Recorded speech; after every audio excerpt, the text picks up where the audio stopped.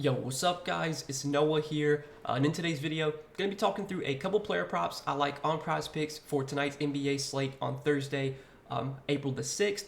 We have a smaller slate tonight. We've had a lot of big slates lately, but tonight we have just a 5-game slate, so there's not going to be as many props that stand out today, but I still did find two props I do like for today, guys. Taking a first look at the board right now around 12 o'clock Eastern time when I'm recording this video. Got two fantasy score props I'm liking for today, so we're going to talk through these two fantasy score props. We're going to share why I like them. But before we do get started, as always, if you guys do enjoy these Prizepicks videos, if they help you out, make sure you hit that like button down below. Make sure you hit that subscribe button if you have not yet. And if you guys are new to Prizepicks, never checked them out before, you can sign up for Prizepicks and use my promo code Noah. If you look at the bottom of the screen, when you sign up for Prizepicks with my promo code, you'll get your first deposit matched up to $100. So check them out if you have not yet. Use that promo code when you sign up. Make sure to get your deposit bonus when you do sign up. But let's talk through our two plays from yesterday real quick before we do talk through today's play. So yesterday, in yesterday's video, we gave out two fantasy score props. Unfortunately, both of them did not hit. We only hit one of our two plays. The one play that we did hit was the over on Quentin Grimes' fantasy score. I know his line did get bumped a good amount later in the day after like RJ Barrett got ruled out. We took it at 27. I think it's like before the game, his line was at like 29.5 or 30. Even if you took his bump line, he still went way over. He had a huge game yesterday. I think Quentin Grimes almost had like 60 fantasy points or 50 fantasy points. Huge game from him. Went well over his fantasy score. Unfortunately, though, we took the over on Russell Westbrook's fantasy score. And man, like that play was looking so good after the first quarter. Westbrook had 20 fantasy points after the first quarter, got off to a really hot start, and then he just barely played in the second half. He only played 20 minutes for the game, which was something that I obviously did not expect. And if you look at Westbrook's game log since he joined the Clippers, yesterday was the least amount of minutes he's played in a game with the Clippers. 20 minutes for Russell Westbrook yesterday. What can I say, man? Like I had no idea that was going to happen. No idea that he was just going to get benched. He played like 4 minutes to start the third quarter, got subbed out, and then never subbed back in. They just played Bones Highland like the rest of the second half. So that was super frustrating, especially after Westbrook got off to such a hot start. It was looking really good, looking like we were going to catch that 2-pick entry, and then Ty Lue just benches Westbrook for some reason. It's super frustrating.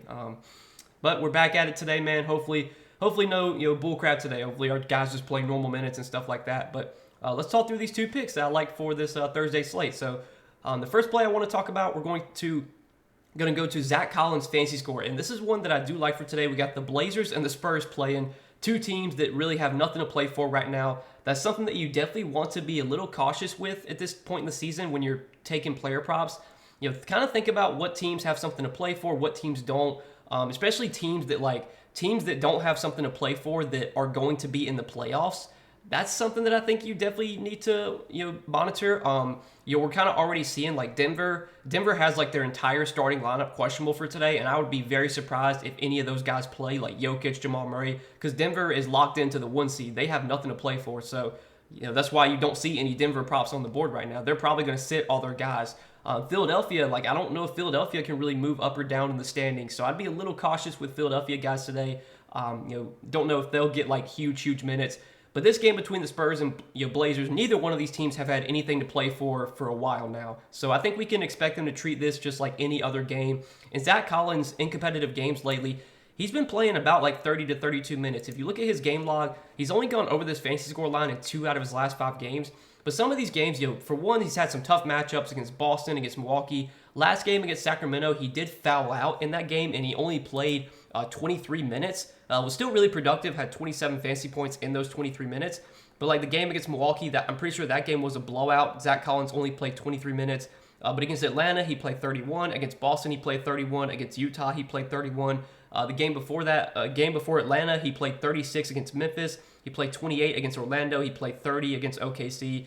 So in competitive games, we've been getting about, like I said, 30 to 32 minutes from Zach Collins. This game against Portland should be competitive. Both these teams are really bad. Both these teams have nothing to play for. You look at the spread in this game, it's just a 4-point spread. So Vegas is expecting this one to be close. And this is a really good spot for Zach Collins going up against the Blazers. Obviously, the Blazers, they're pretty much done for the season. Like, they've punted the season. They're sitting all their guys. No Dame, no Nurkic, no Simons, no Grant. All those guys are out.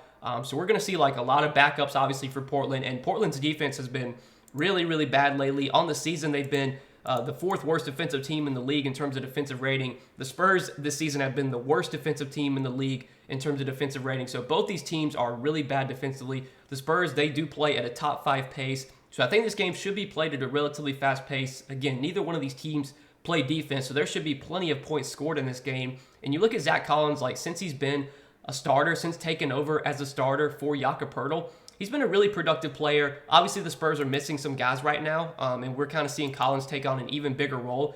They don't have Devontae Graham. They don't have Devin Vassell. They don't have Jeremy Sohan. Also, Keldon Johnson's questionable for today. I don't know if Keldon Johnson will play or not. We'll have to see.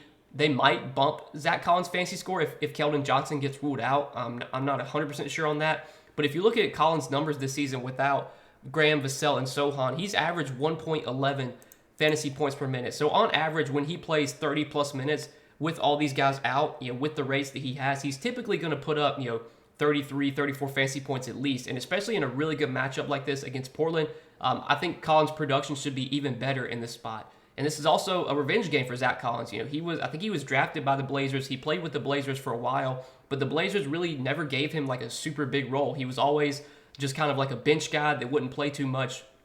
Maybe he, comes out here with a little bit of vengeance in a revenge game. So I definitely like this over 33.5 fantasy score for Zach Collins. The role's been great. The minutes have been pretty secure. Neither one of these teams have anything to play for, and they haven't had anything to play for a while now. So I think we just kind of expect them to treat this like any other game. So if this game's competitive, as long as he avoids foul trouble, I think we do get about 30 to 32 minutes from Zach Collins. And this 33.5 fantasy score line, I think, is a little bit too low here, especially in a really good matchup. So that's the first prop that I like for today. And then the other fantasy score prop that I like for today is going to be Kelly Olynyk, 32.5 fantasy score. Also going to take the over here for Kelly Olynyk. And we saw last game against the Lakers, Kelly Olynyk put up 38.9 fantasy points. Really want to highlight that last game because they were without Walker Kessler. They were without Lauri Markkanen. And Walker Kessler and Lauri Markkanen are both out again today. Now, the Jazz, I think technically still could make the play-in tournament. They're going to need like a lot to go their way. They would have to win this game, and then they would have to have I think OKC would have to lose another game. Maybe some other teams might have to lose. It's a pretty slim chance that Utah makes the play-in. But for now, I think with the guys that they have available, Talen Horton-Tucker, Kelly Olynyk, Agbaji, I think we just kind of have to assume these guys are going to play normal minutes as long as it's a competitive game. Last game against the Lakers, Olynyk did play 35 minutes. That game did go to overtime, but still, even at the end of regulation, he had played 30 minutes. And when he's played like 30-plus minutes without Lauri Markkanen, without Walker Kessler, I would typically expect him to go over this fantasy score. Now, he's only played one game without those two guys, and that was last game against the Lakers.